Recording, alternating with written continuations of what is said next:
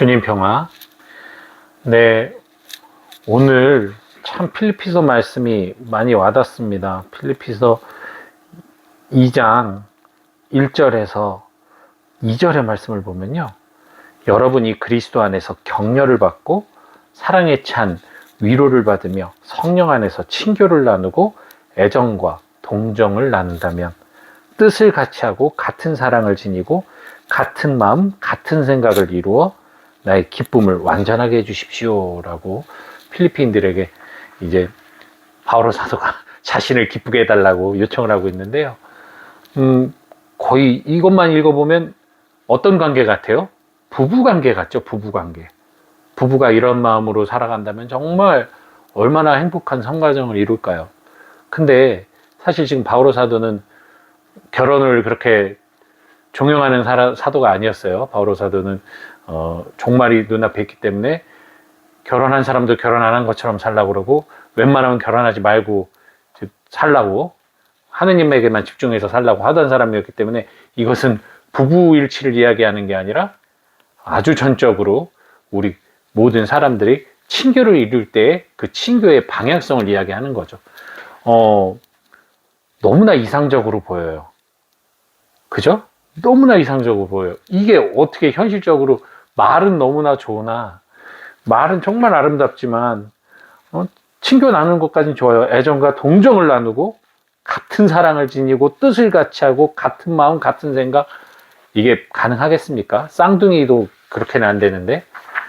참고로 그 생리적으로 쌍둥이는 정말 많은 부분에서 일치를 이룰 수가 있대요. 교감도 할 수 있고 막 텔레파시 통하듯이 서로 같은 생각을 할 수 있고, 하지만 그것도 100%는 아니고요. 예. 그러니 뭐 남이야 더더군다나 살아온 환경과 바라본 어떤 사람들과 경험이 전혀 다른데 어떻게 생각을 일치를 하고 하겠습니까? 그렇지만 그것이 가능할 수 있는 이유는 오직 하나입니다. 하느님의 사랑을 입었을 때예요. 하느님의 사랑을 수용하고 하느님의 사랑을 살아갈 때 같은 생각을 이룰 수 있어요. 우리가 바라보는 하느님 상도 달라요. 그죠? 바라보는 하느님 상도 다르고 내가 어떤 원하는 하느님의 모습도 다를 거예요. 어떤 사람은 끊임없이 사랑 주는 하느님, 어떤 사람은 끊임없이 어떤 벌을 주는 하느님, 어떤 사람은 그냥 나를 방관하는 하느님. 받아들이는 하느님에 대한 상은 다 다를 수 있어요.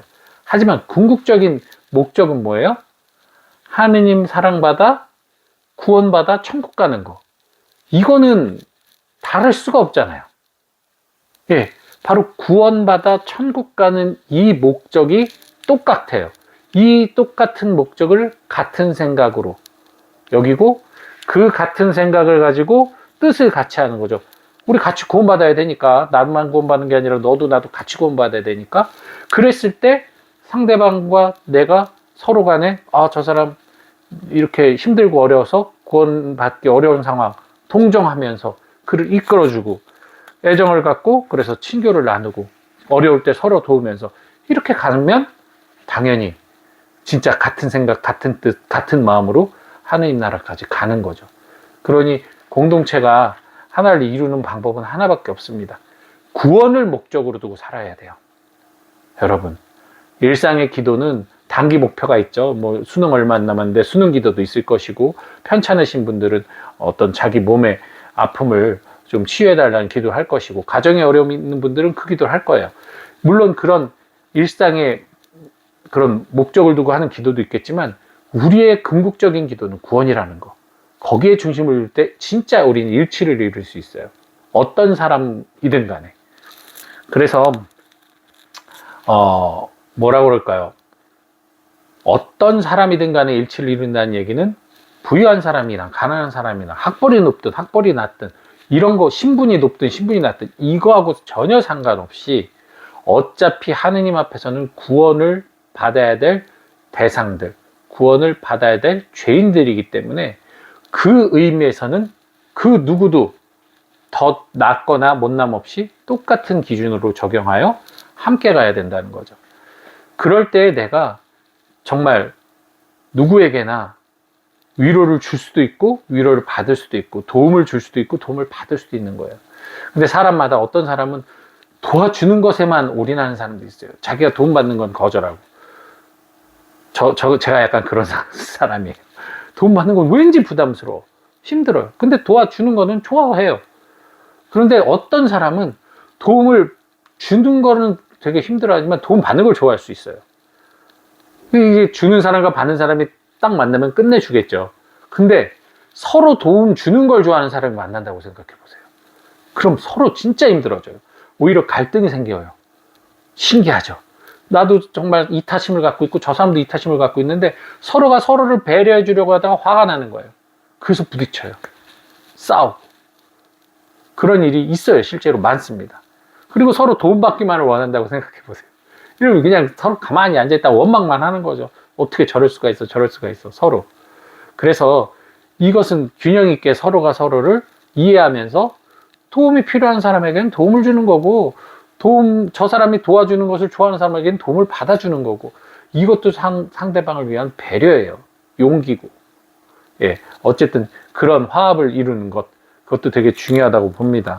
오늘 복음에서도 예수님이 바리사이가 예수님을 초대했는데 거기서 이런 친구나 형제나 친척, 부유한 이웃들 초대하지 말고 가난하고 장애인들, 다리 저는 이들, 눈먼 이들 이런 사람들 초대해라. 그런 사람들이 너한테 고맙다는 말 외에는 물질적으로 뭘 되갚아 줄 수 없기 때문에 네가 그 사람들의 한 선행은 모조리 다 하늘나라의 영광이 된다. 이 얘기를 하셨어요.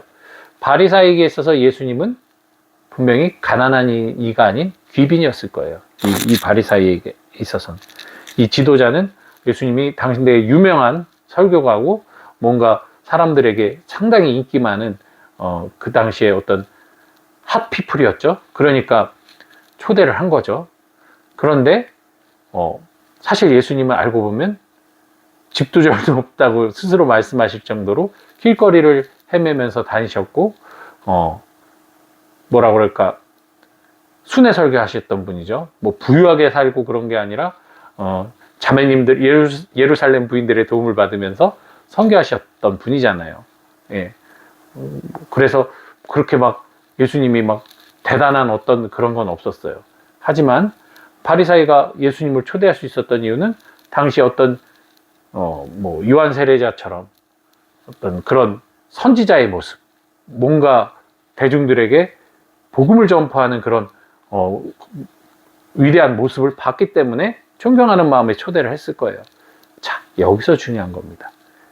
우리가 지위공화를 막론하고 그 사람의 속마음이라든가 그 사람의 어떠한 정신 안에서 배울 점이 하나라도 있다면 존경할 수 있어요. 내가 존경만 한다면 그 사람이 거짓골을 해도 아마 우리는 그 사람 앞에 고개를 숙일 수 있을 것입니다. 즉, 나를 낮춤이라 함은 그저 그냥 내가 무조건 남들 앞에서 예 굽신굽신 하는 그런 선거 직전 그 후보들의 모습처럼 하는 것이 아니라 정말 모든 사람들에게 내가 그 사람들의 좋은 행실이든 나쁜 행실이든 그걸 통해서 내가 배울 수 있는 점을 배워가는 그런 자세. 그래서 이 세상 모든 것이 나에게 스승이 될 수 있는, 가르침을 줄 수 있는 그런 마음 자세. 근데 그들이 나의 진짜 스승은 아니고 바로 주님께서 그렇게 사람들의 어떤 좋은 모습, 이 세상 속에서의 좋은 모습을 깨닫게 해주시는 눈을 주셔야겠죠. 지혜를 주셔야겠죠. 결국 성령께서, 하느님께서, 우리의 참 스승인 그분께서 이끌어 주심으로 낮아진 자세로 이웃들을 섬길 때, 그럴 때 이제 정말 그 모든 나의 행실과 생각과 뜻이 하늘나라의 향기로운 봉헌으로 이어지겠죠. 그래서 여러분들 친한 사람들하고만 친하게 지내려고 하지 마시고 때로는 외부에 있는 사람들과 함께 그들의 모습을 통해서 성장하고 성숙하시는 삶을 사시기 바랍니다. 그리고 어제도 말씀드렸지만 외부의 사람이라는 것은 신앙 밖에 있는 이들을 얘기하는 게 아니에요. 그들하고는 그냥 세속 삶을 사는 거죠.